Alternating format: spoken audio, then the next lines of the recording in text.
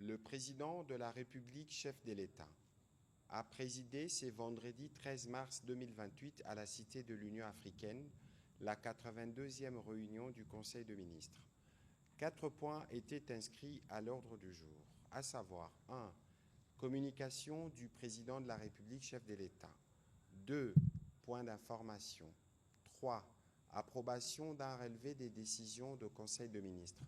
4. Enfin, examen et adoption de textes. La communication du président de la République a porté sur 3 points principaux, à savoir 1.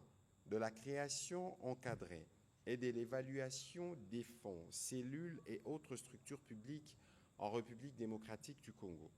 Le président de la République tient à la rationalisation des dépenses publiques qui constituent un levier immédiat, crédible et indispensable pour préserver les équilibres macroéconomiques de notre pays. Cette exigence implique une allocation plus efficiente de ressources publiques, fondée notamment sur l'élimination des dépenses non prioritaires ou insuffisamment justifiées, ainsi que sur une meilleure discipline dans l'organisation de l'action publique. À cet égard, et rappelant la ligne tracée lors de la 74e réunion du Conseil de ministres, il a constaté ces derniers temps la tendance croissante à la création de fonds, des cellules, des commissions et autres structures publiques suivant souvent à l'initiative des différents ministères. Si certaines de ces structures peuvent répondre à des besoins spécifiques de mise en œuvre des politiques publiques, il n'en demeure pas moins que leur multiplication non encadrée exerce un effet de pression et d'éviction des ressources du Trésor public. En effet, chaque nouvelle entité entraîne inévitablement des charges supplémentaires liées aux frais de démarrage, d'installation, de fonctionnement, ainsi qu'à la rémunération du personnel. Une telle dynamique apparaît peu compatible avec l'impératif de rationalisation des dépenses publiques auxquelles nous sommes collectivement astreints. Afin d'y remédier et de garantir la cohérence de l'action de l'État, le président de la République a instruit que la création de tout fonds, établissement public, cellule ou autre structure publique doit désormais être strictement encadrée afin de s'assurer de son opportunité réelle, de sa pertinence stratégique et de sa soutenabilité financière. À cet effet, tout projet de création devra préalablement être validé par la Première ministre qui en appréciera la nécessité, la valeur ajoutée institutionnelle et l'impact budgétaire avant de le lui soumettre pour son arbitrage final. Par ailleurs, la Première ministre a été chargée de procéder à une évaluation globale des fonds, cellules, commissions et autres structures publiques actuellement placées sous la tutelle des différents ministères. Cet exercice devra permettre d'identifier les structures dont l'utilité est avérée et qui contribuent efficacement à la mise en œuvre des politiques publiques, celles dont la pertinence est limitée ou dont les missions peuvent être assumées par des structures déjà existantes, ainsi que les cas de chevauchement des compétences ou des duplications institutionnelles. Sur cette base, le gouvernement devra envisager la suppression, la fusion ou la rationalisation des structures qui ne présentent pas une utilité avérée ou qui font double emploi. Le deuxième point de la communication du président de la République a porté sur l'impact de la guerre au Moyen-Orient sur l'économie nationale et des mesures préventives à prendre. Le président de la République a attiré l'attention des membres du gouvernement sur l'évolution récente de la situation géopolitique internationale, notamment les tensions au Moyen-Orient qui commencent déjà à affecter les marchés énergétiques et financiers mondiaux. Ces développements pourraient entraîner des répercussions indirectes sur l'économie de notre pays, notamment à travers la hausse de prix de l'énergie, une inflation importée, des incertitudes sur les exportations minières ainsi que des pressions possibles sur les finances publiques et les marchés d'échange. Même si notre économie demeure globalement résiliente, cette conjoncture exige vigilance, cohésion et réactivité. Il apparaît dès lors nécessaire que le gouvernement adopte une approche anticipative et coordonnée afin d'atténuer les effets de ces chocs externes, de préserver la stabilité macroéconomique et de protéger le pouvoir d'achat de nos concitoyens. À cet fait, le président de la République a chargé la Première ministre de veiller à la mise en œuvre diligente par les membres du gouvernement concerné des orientations suivantes. Examiné par le vice-premier ministre, ministre de l'économie nationale, la possibilité de prendre, si les circonstances l'exigent, des mesures temporaires relatives au prix des denrées de première nécessité, engagées sous la coordination du vice-premier ministre, ministre de l'économie nationale, et du vice-premier ministre, ministre des Transports, en collaboration avec le ministre de l'Entrepreneuriat et du Développement des PME, des consultations avec les organisations professionnelles afin d'assurer une surveillance accrue des pratiques tarifaires dans les secteurs de transport et identifier des mécanismes d'atténuation par les PME. Garantir sous la conduite de la ministre d'État, ministre des Hydrocarbures, en coordination avec le vice-premier ministre, ministre de l'économie, celui du budget, les ministres des Finances, la réserve stratégique générale, la continuité de l'approvisionnement en carburant et examiner le renforcement des stocks stratégiques nationaux. Organisé par le ministère de Mines, en synergie avec la ministre d'État, ministre des Hydrocarbures et les ministres des Finances, une concertation avec les opérateurs miniers afin d'évaluer l'impact de la hausse des coûts énergétiques et préserver la stabilité des activités du secteur. Préparé par le vice-premier ministre, ministre du Budget et les ministres des Finances, des scénarios budgétaires actualisés pour l'exercice 2026, intégrant différentes hypothèses d'évolution de la conjoncture internationale. Assurer une coordination étroite entre le gouvernement et la Banque centrale du Congo en vue de préserver la stabilité du taux d'échange et, les cas échéants, prendre des mesures appropriées avec la gestion optimale des réserves de change. Les analyses déjà produites à ces sujets par différents ministères pourront utilement nourrir cette démarche.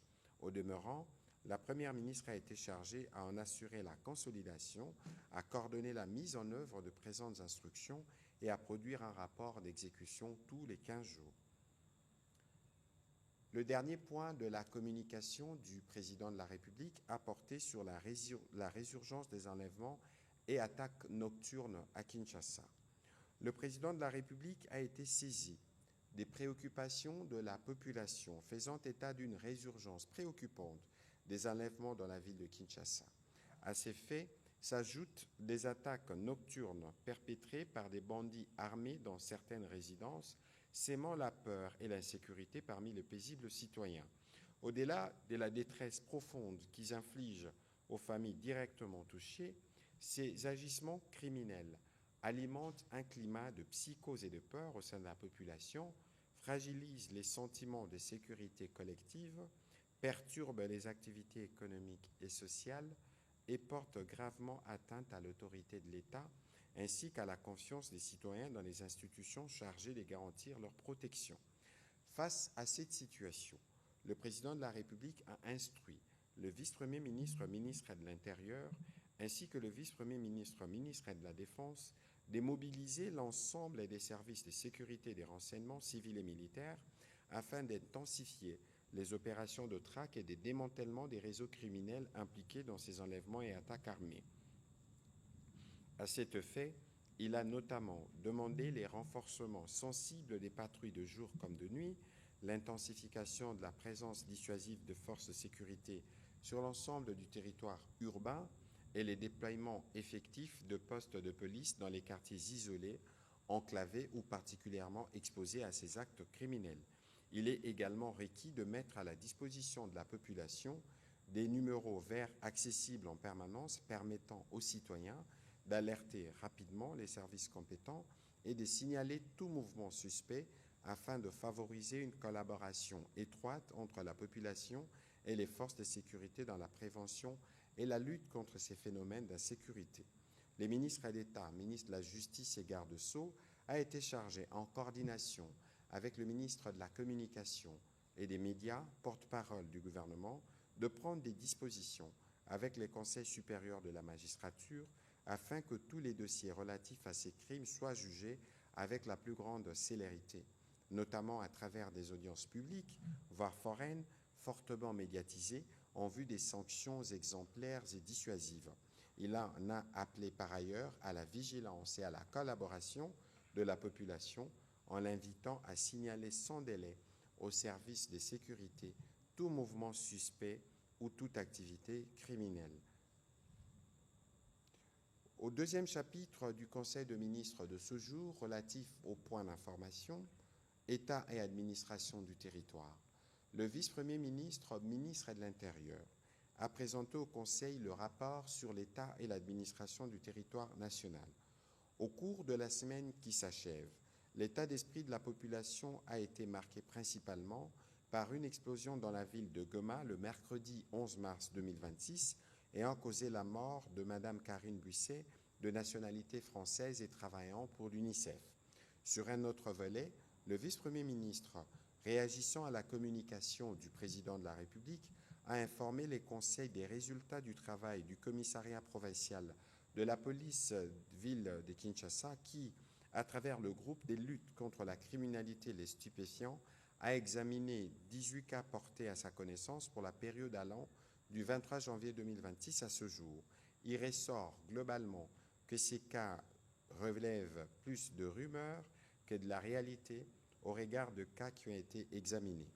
Étant donné que tous les cas de kidnapping enregistrés jusque-là ne sont pas avérés, le vice-premier ministre, ministre de l'Intérieur, a tenu à ce que la population soit informée sur la circulation des fausses rumeurs autour du phénomène kidnapping, en évoquant quelques cas pour illustration et en mettant en garde toute personne qui s'adonnerait à ces grossiers montages. Aussi, serait-il souhaitable de mettre en contribution les mouvements associatifs, les artistes et les troupes théâtrales pour sensibiliser la population contre la propagation des fake news et des faux bruits.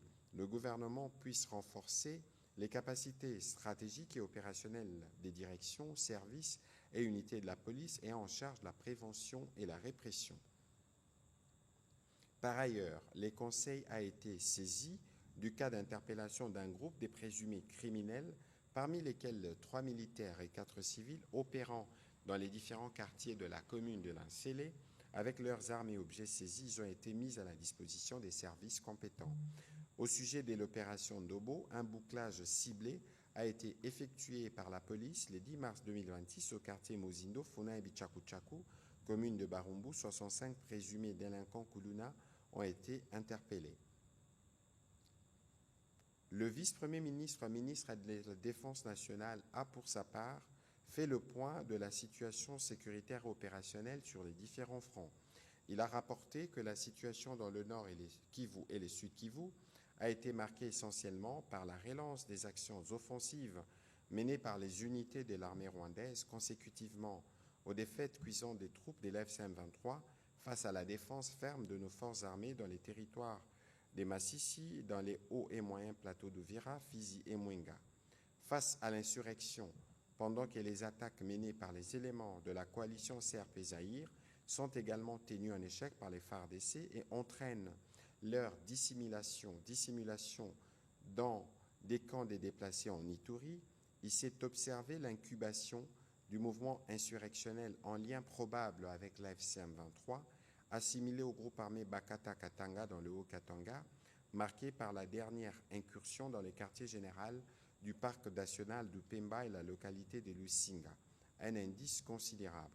En dépit de l'intoxication de la coalition d'agression rwandaise visant sa soustraction aux accords de cessez-le-feu, nos forces armées restent déterminées à défendre l'intégrité territoriale dans le respect du droit international humanitaire. Évolution de la situation récente sur les marchés d'échange ainsi que de biens et services. Intervenant comme invité, le gouverneur de la Banque centrale du Congo a commencé par attirer l'attention du gouvernement sur les conséquences probables de la guerre au Moyen-Orient, notamment avec la fermeture du détroit d'Ormuz où transitent près de 20% de la production mondiale des produits pétroliers. Il a ensuite brossé les développements de la conjoncture économique du pays. En effet, la situation économique intérieure est demeurée globalement stable, tant sur les marchés des biens et services que celui d'échange. Il a précisé qu'en 2026, les dernières projections du Comité permanent de cadrage macroéconomique tablent sur un taux de croissance de 6,2%. À la première semaine du mois de mars, le marché de biens et services renseigne une progression subtile du niveau général de prix, traduite par un taux d'inflation hebdomadaire ressorti à 0,15% contre 0,13% la semaine précédente. En cumul annuel, les taux d'inflation importés à 1,75%, tandis qu'en glissement annuel, il est ressorti à 2,11%, contre respectivement 1,90% et 10,63% à la même période de 2025. Entre-temps, le taux d'échange du franc congolais s'est fixé à 2147,79 francs congolais pour $1 américain à l'indicatif et à 2295,63 francs congolais sur le marché parallèle. Comparativement au 26 février 2026, la monnaie nationale s'est appréciée de 2,67% à l'interbancaire et s'est légèrement dépréciée de 0,07% en parallèle. En rythme annuel, la monnaie nationale a affiché une appréciation de 1,56% à l'interbancaire et de 0,64% en parallèle. En rythme hebdomadaire, les cours mondiaux des principaux produits de base intéressant l'économie congolaise se sont globalement bien comportés. Il a conclu son intervention en réitérant ses recommandations notamment au gouvernement pour le maintien d'une coordination étroite des politiques monétaires et budgétaires afin de préserver la stabilité macroéconomique et la perception des impôts, taxes et redevances en monnaie nationale uniquement afin de soutenir la demande du franc congolais. Au sujet de la situation épidémiologique, la ministre d'État, ministre de l'Éducation nationale, a, au nom du ministre de la Santé, présenté la situation épidémiologique du pays. Au sujet du choléra, la situation indique la poursuite d'une légère baisse des cas suspects au cours de cette semaine. La province de Kinshasa demeure la plus touchée, avec près de 240 nouveaux cas suspects et 2 décès. Au total, 84 malades actifs sont pris en charge dans les centres de traitement du choléra à Kinshasa contre 41 la semaine précédente. Parallèlement, la situation dans la prison de Makala montre une amélioration importante avec la baisse des malades hospitalisés, 6 malades actifs ainsi que l'augmentation des sorties guéries, portant les cumuls à 187 patients. Au sujet du Mpox, la tendance à la 9e semaine est également marquée par une légère hausse du nombre de nouveaux cas suspects, passant de 258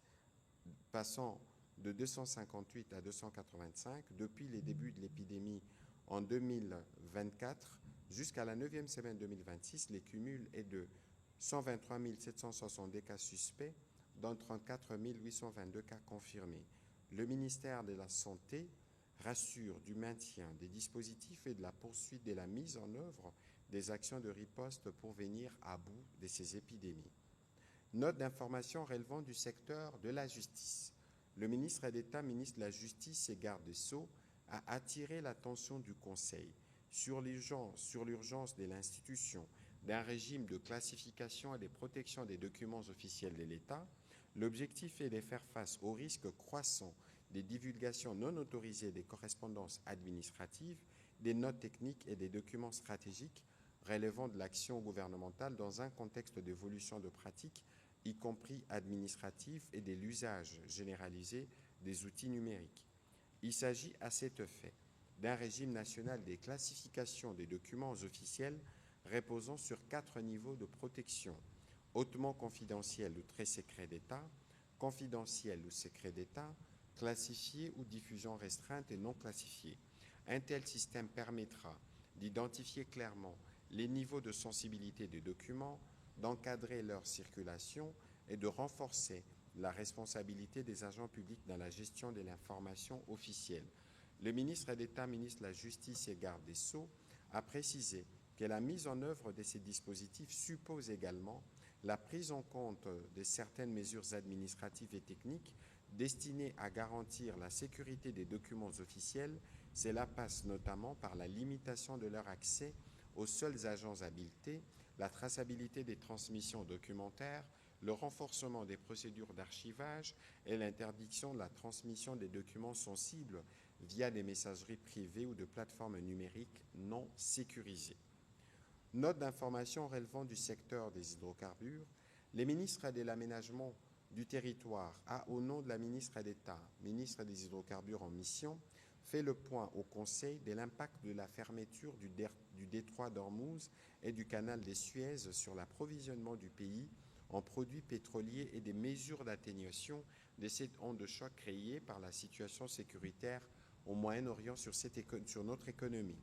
En effet, la fermeture de ces deux voies par lesquelles transitent respectivement 20 et 10% de la consommation journalière en produits pétroliers au monde perturbe les circuits d'approvisionnement mondial en produits pétroliers. En ce qui concerne notre pays, il a rassuré que la situation actuelle de l'approvisionnement en produits pétroliers demeure globalement maîtrisée. Les stocks disponibles permettent d'assurer la couverture des besoins actuels du pays jusqu'au mois de juin, tandis que plusieurs navires transportant des cargaisons de produits pétroliers sont attendus dans les prochaines semaines afin de renforcer les niveaux de stockage et de garantir la continuité de la distribution sur le marché intérieur. Considérant la tendance haussière de prix moyen frontière commerciale et son éventuel impact sur le prix à la pompe, une série de mesures à court, moyen et long terme a été expliquée aux membres du gouvernement. Elle vise notamment à préserver l'équilibre du système d'approvisionnement du pays en produits pétroliers, ainsi que l'équilibre budgétaire qui y est intimement lié. Leur application permettra de renforcer le niveau des stocks et de préserver la stabilité du marché intérieur de produits pétroliers, tout en réduisant les impacts budgétaires et économiques susceptibles de découler de la crise énergétique qui naît à l'échelle internationale. L'accompagnement du gouvernement pour l'accélération de la mise en œuvre de ces mesures a été sollicité et obtenu. Dernière note d'information du Conseil de ministres de ce jour, note d'information relevant du secteur des médias. Pour sa part, le ministre de la Communication et Médias, porte-parole du gouvernement, a informé le Conseil de l'organisation du Forum Média République démocratique du Congo, République populaire de Chine, à Kinshasa. Il a précisé que ces assises qui se dérouleront sur 2 journées, à savoir la première journée prévue le 18 mars 2026, sera consacrée à la cérémonie officielle d'ouverture et au panel de haut niveau portant sur la coopération médiatique et diplomatique entre les deux pays, ainsi que sur le rôle des médias dans l'accompagnement du partenariat économique sino-congolais. La deuxième journée prévue le 19 mars 2026 sera dédiée aux travaux techniques réunissant les professionnels des médias, les experts et les universitaires autour des enjeux contemporains du journalisme, notamment les transformations numériques du secteur et l'apport des technologies émergentes dans la production de l'information. Elles réuniront environ une centaine de participants, parmi lesquels près de 60 représentants chinois venant de la République de Chine, notamment des journalistes et des experts des médias, ainsi que de représentants d'entreprises chinoises opérant en République démocratique du Congo. Du côté congolais prendront part aux travaux les directeurs provinciaux de l'Agence congolaise de presse, des journalistes des médias publics et privés, des chercheurs et experts en communication, ainsi que plusieurs acteurs institutionnels et économiques impliqués dans la coopération sino-congolaise. Considérant que la tenue de ces forums constitue une opportunité importante des dialogues stratégiques et des coopérations professionnelles entre les acteurs médiatiques de deux pays, le ministre de la Communication et Médias a sollicité et obtenu l'accompagnement du gouvernement pour la réussite de ces forums. Au troisième chapitre du Conseil de ministres de ce jour, relatif à l'approbation d'un relevé des décisions, les membres du Conseil ont approuvé le relevé des décisions prises lors de la 81e réunion ordinaire du Conseil de ministres du vendredi 6 mars 2026. Au dernier chapitre du Conseil de ministres de ce jour, relatif à l'examen et à l'adoption d'un projet de texte, projet d'ordonnance-loi, le ministre des Finances a soumis au Conseil pour examen et adoption les projets d'ordonnance-loi portant adaptation des dispositions relatives à l'imposition des revenus contenus dans des législations spécifiques. Ces textes visent à harmoniser les dispositions fiscales prévues par les législations sectorielles, notamment les codes miniers, le code des investissements, la législation relative aux hydrocarbures et celle relative à l'agriculture, avec les nouveaux impôts de droit commun entrés en vigueur à compter du 1er janvier 2026, à savoir l'impôt sur les sociétés et l'impôt sur les revenus de personnes physiques. Sa mise en œuvre permettra entre autres de renforcer la cohérence du système fiscal congolais en supprimant les redondances, incohérences entre législations sectorielles et droit commun, d'améliorer la sécurité juridique des contribuables et des opérateurs économiques des secteurs miniers, pétroliers, agricoles et industriels, de faciliter l'application et les contrôles par l'administration fiscale, d'assurer une transition harmonieuse vers le nouveau régime d'imposition des revenus à compter de 2026. Ces projets d'ordonnance-loi font partie des textes pour lesquels le Parlement a habilité les gouvernements avant la clôture de la session. Après débat et délibération, le Conseil de ministres a adopté ces projets d'ordonnance-loi. Commencée à 15h30, la réunion du Conseil de ministres a pris fin à 17h07. Je vous remercie.